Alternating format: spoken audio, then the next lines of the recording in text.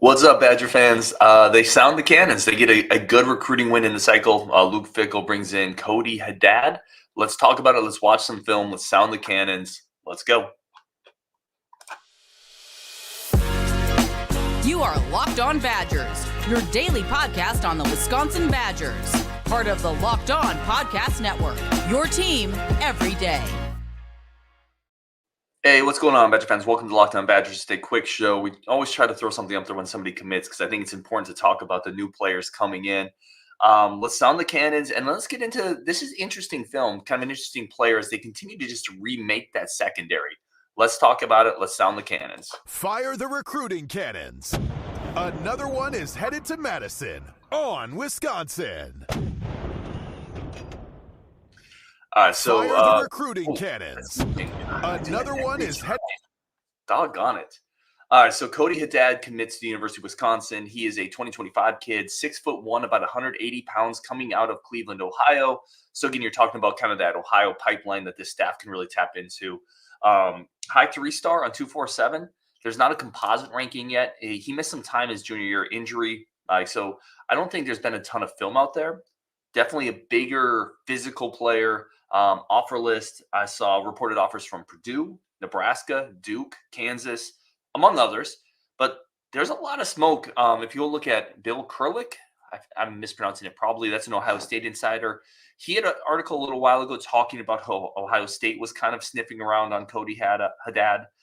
It definitely feels like a guy that bigger schools were starting to kind of pick up, talk about. Definitely some solid offers anyway. It feels like Wisconsin might have got out ahead of this one. And when you're looking at a player who maybe doesn't have an elite offer list, let's put up the film, by the way. So as we talk about it, we can watch some of Cody's film. Everybody should be able to see that now. When you're talking about a guy who doesn't have elite offer lists, it comes down to your trust in your coaching staff, right? Do you trust this staff? And that's one of the areas I really do trust Luke Fickell and the staff, this defensive staff coming from Cincinnati. I feel like you're going to trust their evaluations, right? When they're in on somebody early, maybe when they beat the wave.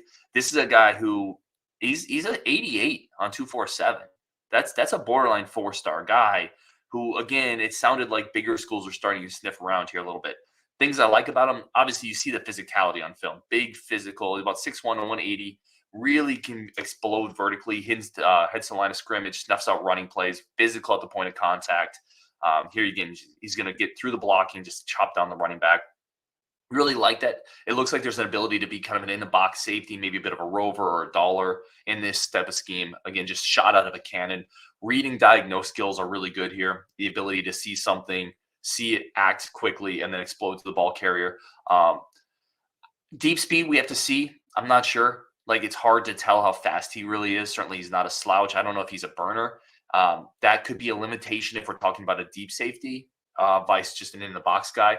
A lot of clips of him versatile, able to play in the slot, come downhill, breaking the ball, cover, tackle. Definitely feels like a guy the staff can move around a little bit, right? They can maybe play him at corner, maybe play him at, not corner, but like some bigger corner, cover tight end, or be more of an in-box safety. Here he is playing kind of deep. Again, I'm not 100% sure where the speed is here, but you can see the physicality across the middle. Like, that receiver is going to wake up tomorrow and feel that. Really good ability on angles, understands angles. I think here you see him chop down the line of scrimmage. There's several plays where ball carrier's taken it to the outside, and he has the right angle, chops him down, cuts the play off. Seems like an instinctual, heady player that has good physical ability. So I like this pickup. And again, a lot of that is just I have a lot of faith in this coaching staff in their evaluations because they have a proven track record of doing it. Let's get in some comments here. See what we got. Adam says we're here for it. Kyle Matry says, seems underwhelming. Vaccine will have me fired up. R. Shower says, here we go.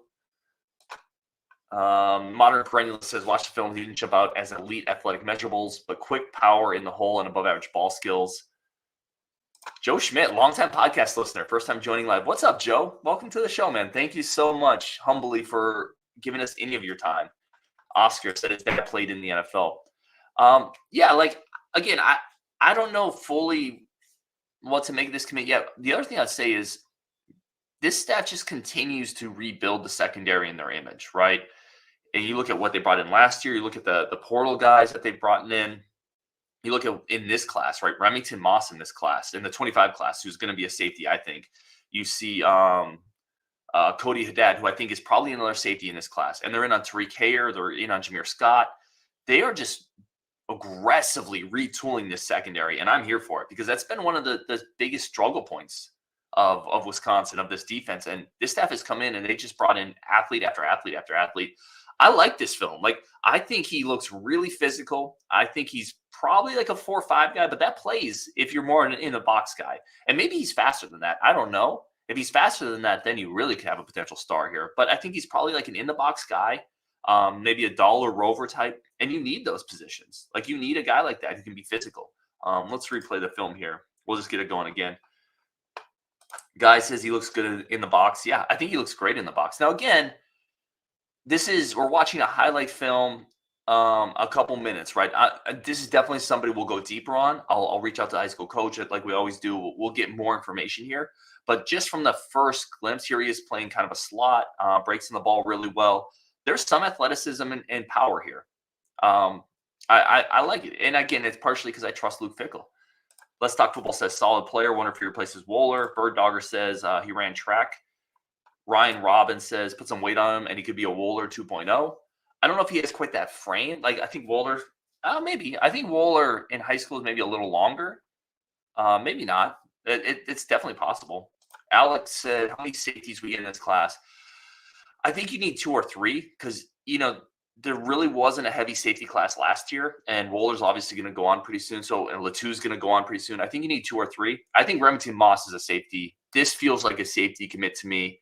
I know Jameer Scott, a lot of people think he's a corner. I think he could be corner or safety. So if you get Jameer Scott, that's probably all you're going to take in the safety class, would be my opinion. Adam Otto says looks quick. R. Showers, 6'2", 210 when he hits campus. Sounds a lot different. He looks stout. Yeah, this is a guy who could grow another inch and be 6 foot, 200 pounds with this type of power. And then you're talking about a guy who can cover tight ends, who can play in the running game. Again, that's a great clip there. Read, diagnose, sees the angle, chops down the running back. There's a lot to like here. I love this over the middle. He's going to read, make a great break on the play, make a legal hit, leading with the shoulder, separating the ball. There's a lot to like here. Bird Dogger says he ran a 22.8 in the 200. Let's see. Glenn Miller says, trust Coach Fickell. Most aggressive whiskey has been 30 years. For 30 years after Barry couldn't get big studs after the 94 Rose Bowl. Joe Schmidt said, expanding connections in Ohio can help now and in the future. 100%. That Ohio pipeline is going to pay big dividends. And Pavel said, only a 3-star. Yeah, I mean, if you're star chasing, this isn't it, right? If you're looking for the 4 and 5 stars, this isn't it. But I would caution you, it's super early.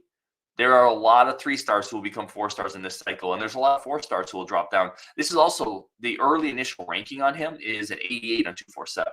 An 89 is a 4-star, right? On 247's rankings. So he's right on the cusp per 247 of being a 4-star. And again, this is a player who missed time with injury. So, that's a physical play right there. He knocked that dude 7 yards out of bounds. I mean, stop. That dude's not going to play football again. The modern perennialist says, seems like Tressel uses at least 3 different types of bodies in the safety rower position. Yeah, I think this is a versatile piece that can do a couple different things. Again, I'm really curious to see how well he runs and if he can be more of a center fielder guy or if he's going to be more relegated into an in-the-box guy.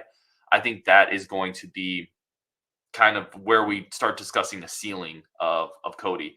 But good get. I like it. Again, I trust the staff in their evaluations. If they're taking a guy this early, I said this very much with getting Natuka in last year's cycle. If they take a guy this early, even if you don't love the offer list or the stars, that means they really like him. Understand this. They could be wrong. Coaches are wrong all the time. But if you trust this staff and they're taking a guy this early, they really like him. I think it's worth noting. All right, let's wrap it up there. Let's talk football. Football says, I heard Owen Strybeg was on campus for junior day. What's our chances of landing him? I hate to be a negative Nelly here. Let's talk football. From what I've heard, Notre Dame's going to be incredibly tough to beat. So, I don't know. Hopefully, they can turn around. Obviously, AJ Blazek comes in as a new offensive line coach. It sounds like they hit it off really well. Notre Dame's going to be very tough to beat in that Strybeg commitment, unfortunately. Okay. We'll wrap it up there. Thank you guys for tuning in. Just a quick blast out on the new commit, Cody Haddad, committed to the Badgers, 6'1" athlete out of Ohio, probably a safety. And yeah, we'll wrap it up there. Thank you for joining us. A bunch more coming up on this. 2 more quick comments. Oscar says 88 as a starting rating in 247 is really generous. Yeah, usually they give 85s, 86s. That means somebody there likes him to give him an 88. Okay, on Wisconsin. We'll talk later. They get a nice, really nice recruit for the secondary today. And a bunch more coming up on him later this week.